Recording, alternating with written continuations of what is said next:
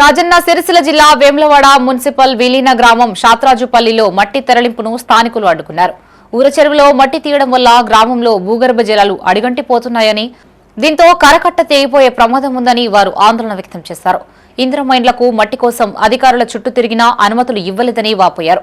ప్రస్తుతం చెరువులో 1000 క్యూబిక్ మీటర్ల లోతు తీయాల్సి ఉండగా 10,000 క్యూబిక్ మీటర్లకు పైగా మట్టిని అక్రమంగా తరలిస్తున్నారని ఆరోపించారు. వెంటనే జిల్లా అధికారులు స్పందించి మట్టి తరలింపును నిలిపివేయాలని డిమాండ్ చేశారు. చెరువులో చేపల్ని పెంచి మత్స్యకారులను ఆదుకోవాలని కోరారు.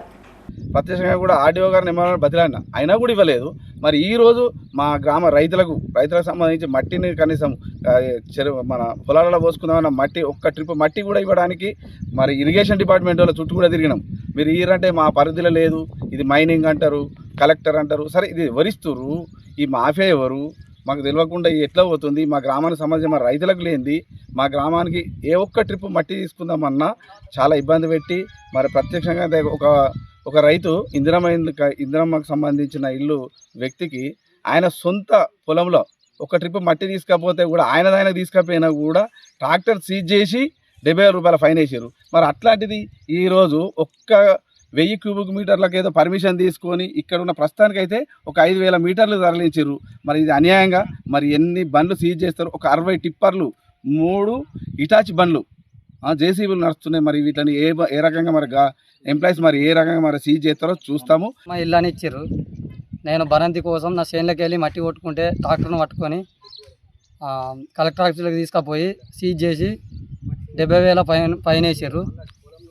దీనికి నాకు ఇబ్బంది పడ్డా. పొలం దున్నటానికి కూడా ట్రాక్టర్ లేకుండా 20 రోజులు ఆఫీసులోనే ఉంది.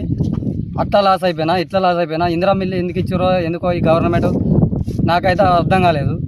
కానీ ఇప్పుడైతే బాగా అనిపిస్తుంది. గిన్ని టిప్పర్లు గిన్ని పోతున్నాయి బయటకు. మేము మా చేనులో మేము తెచ్చుకుంటేనే మాకు పైన వేసి పరిశాన్ చేసారు. ఇక దీనికి గవర్నమెంట్ ఏమంటుందో ఏం పట్టించుకుంటుందో.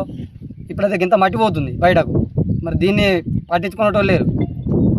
కానీ ఇంతగానం చేస్తే మరి ఇందిరా మిల్లు ఇచ్చుడు ఎందుకు? చేనులలో పోసుకుంటానికి కూడా పని చేసేదాన్ని పట్టుకొని అమ్ముకుంటురా, లేకపోతే ఎట్లా చేస్తున్నారు? ఏం కథనైతే అర్థం అవడం లేదు. దీనికి గవర్నమెంట్ స్పందించాలి.